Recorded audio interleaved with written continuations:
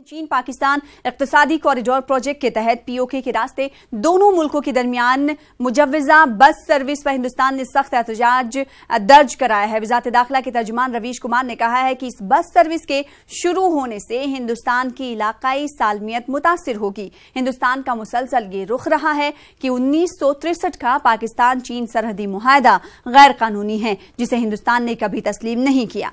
वाज़ेह है कि पाक चीन बस सर्विस का आगाज 3 नवंबर से होने वाला है। और शैलेंद्र वांगू हमारे साथ मजीद बातचीत करने के लिए हमारे नुमाइंदे दिल्ली से जुड़ चुके हैं। शैलेंद्र वांगू, आखिर हिंदुस्तान इस पर अपना रुख जो दे रहा है वो नाकाबिले कबूल कह रहा है हिंदुस्तान, वजह क्या कुछ है बड़ी? देखिए, ये बात तो साफ है कि चीन पाकिस्तान को अपना ऑल वेदर फ्रेंड समझता है और लगातार चीन जो है वो पाकिस्तान का हर लेवल पे सपोर्ट भी कर रहा है। इसी के चलते उनकी एक बस सर्विस की बात चल रही थी और माना जा रहा है कि नवंबर के महीने में ये बस सर्विस शुरू की जाएगी जो पीओके से होके गुजरेगी।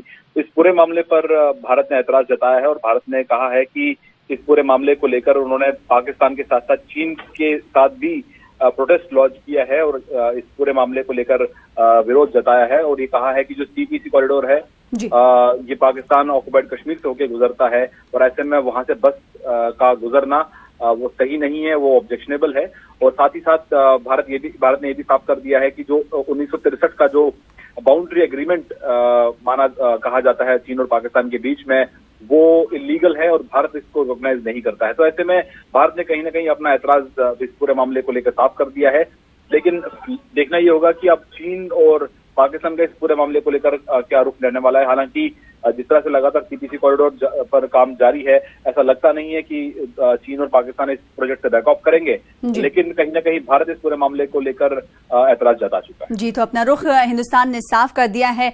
वहीं 3 नवंबर से पाक चीन बस सर्विस का आगाज भी होने वाला है। बेहद शुक्रिया शैलेंद्र वांगू हमारे साथ जुड़ने के लिए और अपडेट बातचीत करने के लिए। सीबीआई के स्पेशल डायरेक्टर राकेश अस्थाना और सीबीआई के जरिए गिरफ्तार डीएसपी देवेंद्र कुमार की दरख्वास्त पर सीबीआई आज दिल्ली हाईकोर्ट के नोटिस का जवाब दाखिल करेगी। इसके साथ ही इस मामले में गिरफ्तार मनोज प्रसाद की भी दरख्वास्त पर सुनवाई होगी। दरअसल एसएस गोरम के जरिए हाईकोर्ट में दाखिल की गई दरख्वास्त में CBI special director Rakesh Asthana पर इल्जाम आयद किया गया है कि अस्थाना कोर्ट को गुमराह कर रहे हैं। उनके खिलाफ जो एफआईआर दर्ज हुई है वो सही है। जांच के बाद जो पुख्ता शवाहिद मिले हैं कि अस्थाना के नाम से रिश्वत ली गई है और ये रिश्वत 2 मरतबा ली गई है। वाज़ेह है कि राकेश अस्थाना और देवेंद्र कुमार की दरख्वास्त पर मिले नोटिस का जवाब दाखिल करने के लिए कोर्ट से वक्त मांगा जा रहा था। केस से जुड़ी तमाम फाइलें सीवीवी के पास हैं। अब आज की सुनवाई में देखना होगा कि सीबीआई हाईकोर्ट के नोटिस का क्या जवाब देती है और कोर्ट का क्या रुख होता है।